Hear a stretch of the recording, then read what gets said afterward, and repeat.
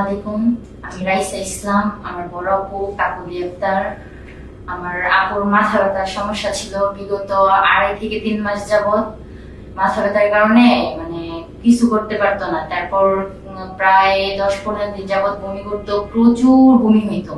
তারপর ঢাকা নিয়ে আসছি, বমির সমস্যা, মাথা ব্যথার সমস্যা। তারপর ঢাকা এসে একটা ডাক্তার দেখাইছি। ডাক্তার দেখানোর পর কিছু টেস্ট দিছে।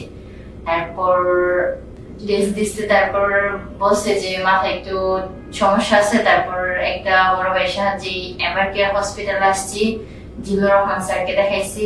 উনিও কিছু টেস্ট দিছে। তারপর বলছে যে মাথার মধ্যে ব্রেন টিউমার আছে, এটা অপারেশন করতে হবে। তারপর আমরা অপারেশনের জন্য প্রস্তুতি নিছি। স্যার অপারেশন করছে। এখন অপারেশন করার পর আলহামদুলিল্লাহ অপারেশন সাকসেসফুল।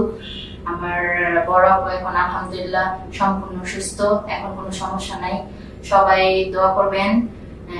জিল্লুর রহমান স্যারকে অনেক অনেক ধন্যবাদ, এভারকেয়ার হসপিটালকে অনেক অনেক ধন্যবাদ।